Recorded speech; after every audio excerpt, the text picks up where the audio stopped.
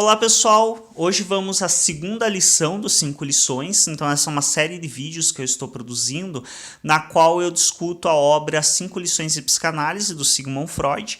É uma obra que, como eu mencionei anteriormente em outros vídeos, considero extremamente didática, organizada e que facilita bastante o nosso entendimento introdutório à psicanálise. Se você ainda não assistiu o vídeo 1 dessa série, recomendo que assista, senão vai ficar um pouco perdido e não vai fazer tanto sentido a sequência.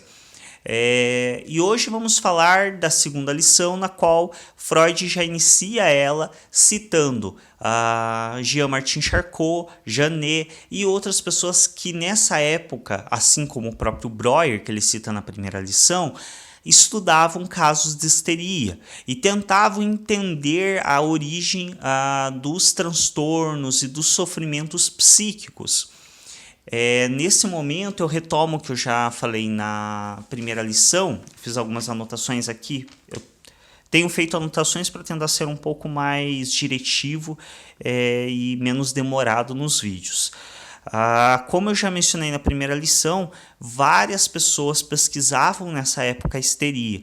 Então o próprio Freud ele foi estudar com Jean-Martin Charcot na França, onde havia um hospital enorme, que era hospital e escola junto, e nesse hospital se produziam várias pesquisas referentes aos transtornos psíquicos, e se tinham internados diversas pacientes com caso de histeria.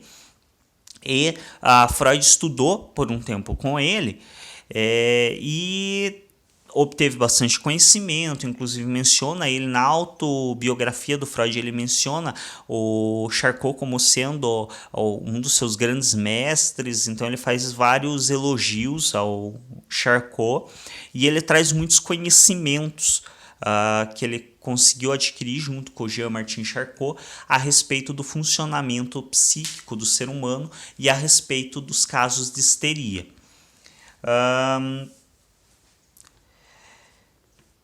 Ele menciona uma coisa também que é bastante significativa na segunda lição, que é o fato de que alguns pacientes muitas vezes perdem algumas habilidades como sintoma do sofrimento psíquico, mas adquirem uma certa exacerbação em outras.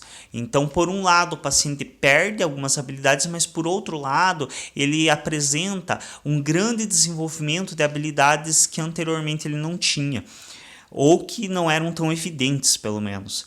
Como é o caso da Ana O, que ele menciona na primeira lição, que num período no qual ela não conseguia falar em alemão, a sua língua nativa, lembremos que a sua língua materna era o alemão, mas ela falava outras línguas, ela só conseguia se comunicar em inglês. E aí, quando se entregava um texto para ela escrito em alemão, ela lia em inglês. E isso é uma tradução simultânea. E pelas pessoas que estudam duas línguas e que fazem tradução, que são tradutores profissionais, costumam dizer que é extremamente difícil fazer uma tradução simultânea. É muito difícil você ler na língua original e estar traduzindo para um novo idioma. E ela conseguia fazer isso com uma relativa facilidade. Então a gente vê que, por um lado, ela perdeu a capacidade de falar na língua original dela, que é o alemão, mas por outro lado ela conseguia fazer uma tradução simultânea para o inglês, que é algo dificílimo. Então perdeu por um lado, mas ganhou por outro. E aí existe o ganho do sintoma, mais tarde Freud vai explorar isso amplamente, Lacan também, outros psicanalistas, sempre existe um ganho no sintoma. Então você perde por um lado, mas você sempre ganha por outras formas. Então você ganha atenção, você ganha,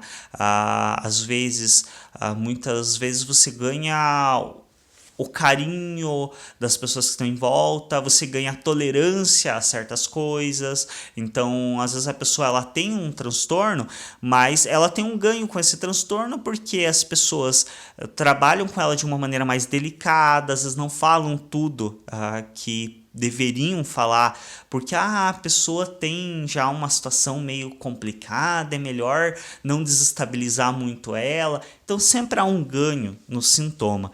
E isso também se constitui na terapia como um grande fator de resistência, porque o paciente inconscientemente entende que se ele se livrar do sofrimento psíquico, ele também se livra dos ganhos dos sintomas. Bom, nessa lição, o Freud ele fala já da divisão da consciência. Então ele fala em uma divisão da consciência que é a forma como ele se refere inicialmente ao inconsciente antes de desenvolver a teoria de fato do inconsciente. Então, antes do Freud conseguir organizar de maneira didática o que é o inconsciente, conseguir formular uma teoria a respeito, ele se refere a uma divisão da consciência. Então, ele afirma que existe a consciência e determinados acontecimentos fazem com que essa consciência se divida. E algo permanece consciente e algo vai para algum lugar. Então, existe uma outra espécie de consciência que guarda informações. E ele não consegue inicialmente formular bem claramente o que é isso, mais tarde ele vai formular como a teoria do inconsciente. Então existe a consciência e essa consciência ela tem uma segunda instância que é o inconsciente. Posteriormente ele também vai definir o pré-consciente e vai colocar como o inconsciente sendo a instância do psiquismo que contém maior número de informações, maior número de coisas a nosso respeito, sendo a consciência um pequeno pedacinho momentâneo que nós utilizamos, mas que é bem menos significativo. Ele fala também da pesquisa clínica, que é algo muito importante na psicanálise. A pesquisa clínica, a psicanálise ela não se enquadra aos modos laboratoriais. O Freud inicialmente ele até tentou como um neurologista, alguém que realmente, e ele o tempo todo fala na psicanálise como ciência, então ele de fato era alguém muito afeito à ciência e aos experimentos laboratoriais, as coisas do gênero. Ele inicialmente até tenta atribuir um caráter mais laboratorial para a psicanálise, mas rapidamente ele percebe que isso não funciona, que não a psicanálise, o molde dela não se enquadra nos meios científicos tradicionais. E aí ele começa a desenvolver a pesquisa clínica. Então ele percebe que sendo a psicanálise tão singular e se atentando tanto às características de cada sujeito, a melhor forma de poder desenvolver pesquisa na área psicanalítica é através do atendimento clínico. E até hoje, a pesquisa clínica ela tem um peso muito grande. Eu sempre digo que eu tenho minhas certas contrariedades à pesquisa clínica, acredito que ela não pode expor excessivamente o paciente, ela não pode ser uma mera exposição porque eu estou a fim de escrever a respeito daquilo. Tem que ser algo inovador, tem que ser algo que realmente traga algum mérito muito grande para a pesquisa, para que de fato você exponha um paciente, porque querendo ou não, vai haver uma exposição do teu paciente ali nesse ato da escrita da pesquisa clínica. Ele também fala nessa segunda lição sobre uma coisa muito importante que é o abandono da hipnose. Então muitos dizem que o Freud ele abandonou a hipnose porque ele era um mau hipnotizador. Eu não duvido muito, porque eu brinco em outros momentos que se até nisso ele fosse bom, seria uma esculhambação da natureza, né? Ser bom em tantas coisas, então em alguma coisa ele tinha que ser ruim. Mas não acredito também que esse seja o motivo principal. Até mesmo porque o Freud ele explica teoricamente na obra de maneira muito clara o porquê do abandono da hipnose. Então o Freud ele nos traz na obra dele que a hipnose ela só serve como um alívio de sintomas, mas que a psicanálise não deve trabalhar com sintomas, porque o sintoma ele é apenas um sinal de algo. O que de fato está errado é a condição traumática, é um evento que ocorreu, e não necessariamente os sintomas decorrentes desse evento. E em relação a esses eventos traumáticos, a psicanálise não conseguiu atingi-los através da hipnose. Ela só conseguiu fazer isso pelo novo método que é até hoje o mais utilizado, que é da associação livre. Por isso também é um dos fatores que o Freud abandona a hipnose e acaba se direcionando para outras áreas, testando outras coisas, até chegar ao método de associação livre, que se demonstra o mais eficiente. O que também se diz é que a hipnose ela não é essa coisa mágica como muitas vezes se faz parecer em shows, em coisas que apresentam esse tipo de situação como realmente uma apresentação mais lúdica. Na verdade, a hipnose ela tem sim um certo efeito, mas é um efeito bastante modesto. Ela consegue acalmar o sujeito, assim como a meditação, assim como outras técnicas, mas ela não consegue manipular o sujeito, como muitas vezes é apresentado, para ele fazer coisas que ele jamais faria. Inclusive, se costuma dizer, até mesmo pelas pessoas que estudam mais a fundo a hipnose, que se você, durante um transe hipnótico, induzir a pessoa a fazer algo que vá contrário à moral dela, que vá muito contrário ao que ela acredita como certo e errado, a tendência é que ela acorde do transe hipnótico e não faça. Ela só vai fazer coisas que ela faria naturalmente mesmo desperta. Ela não vai, durante o transe hipnótico, fazer coisas como muitas vezes é colocado, de que a pessoa mataria outra por estar em transe hipnótico. Não. Se ela não mataria em condições comuns, ela não iria matar também em transe hipnótico. E isso também faz com que a hipnose caia um pouco ali no conceito e se entenda que ela não é tão poderosa como muitas vezes se fez parecer apresentando essa técnica. O Freud ele também traz nessa segunda lição a repressão. Então esse já é um dos conceitos que ele traz, que é um conceito extremamente importante e que é um conceito bastante denso, bastante estrutural para a psicanálise, porque é através da repressão que se constitui o inconsciente e que se cinde o psiquismo nessas três instâncias, consciência, pré-consciente e inconsciente. E ele coloca essa repressão como uma ação de defesa do eu, na tentativa de eliminar uma situação extremamente repulsiva ao sujeito. Então há uma situação extremamente repulsiva que o sujeito não dá conta e por isso, como defesa, ele acaba fazendo esse processo de repressão. Principalmente quando é algo desprazeroso, quando é algo ou que muitas vezes é prazeroso, mas é repulsivo moralmente. Então existem coisas que são reprimidas pelo sujeito que não seriam desprazerosas a ele, mas que, dado a uma situação moral que não permite que ele faça aquilo, isso se torna repulsivo.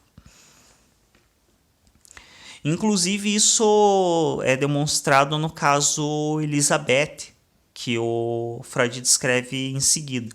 Há uma situação na qual essa moça ela apresenta vários quadros histéricos, dentre eles a paralisia das pernas, e quando isso é investigado pelo Freud, ele chega ao conteúdo de que quando a Elizabeth estava no leito de morte da irmã, ela olhou para o cunhado ao lado e pensou: agora que a minha irmã morreu, ele pode ser meu. Ela já tinha toda uma tendência apaixonada, uma tendência amorosa por esse cunhado, e quando a irmã falece, ela pensa durante o velório da irmã que agora que ela morreu, ele pode ser meu.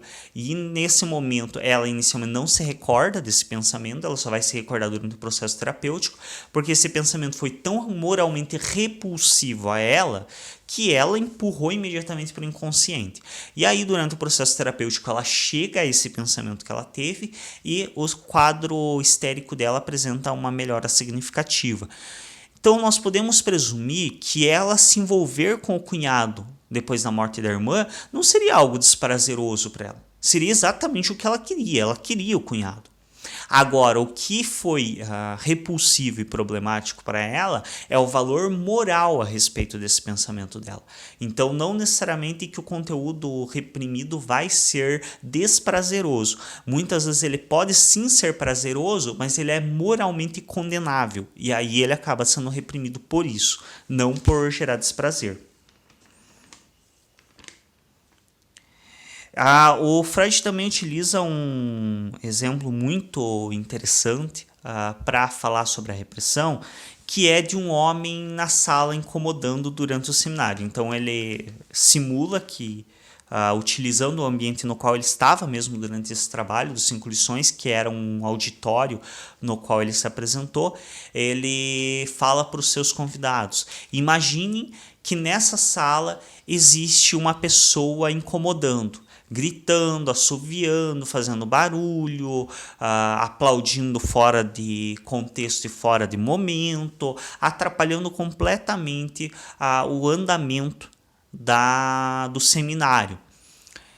Imaginamos que para que eu consiga prosseguir é preciso se retirar esse homem que incomoda desse ambiente.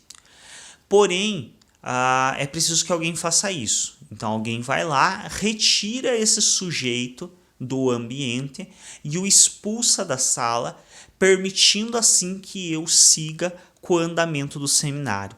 Isso é o efeito da repressão.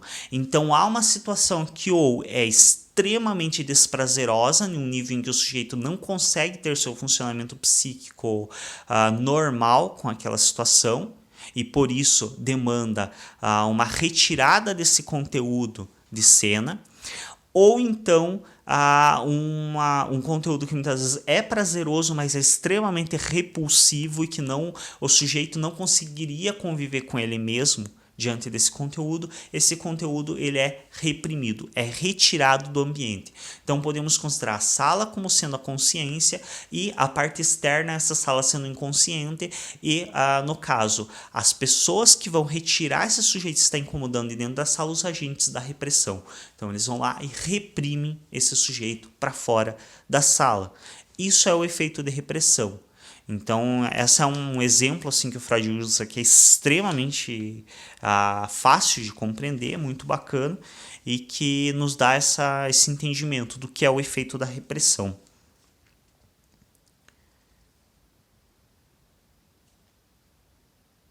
No finalzinho da segunda lição, eu estava lendo a anotação que eu fiz, o Freud ele nos traz um aspecto referente à cura da psicanálise, que ele já não é tão claro, esse aspecto já não é tão organizado, mas que ele nos dá bons indícios e uma certa explicação de como seria o processo de reelaboração do conteúdo.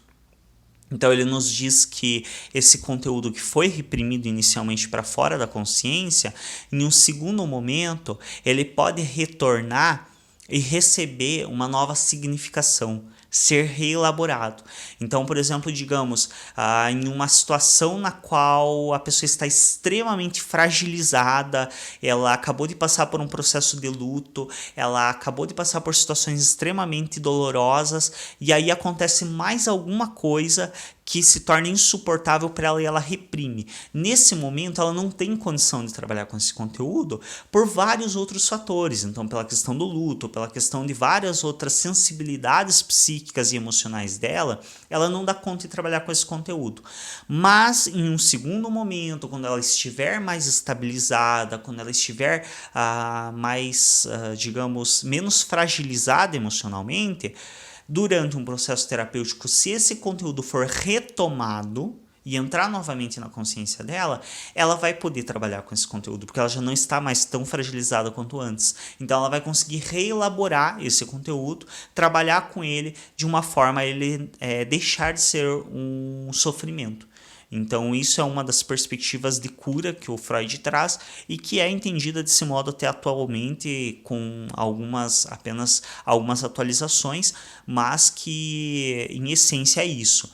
O processo de cura, entre aspas, pela psicanálise, o processo de alívio do sofrimento é através da reelaboração de conteúdos que foram problemáticos. Então você tem conteúdos que foram sofridos para o sujeito e a partir do momento que em um segundo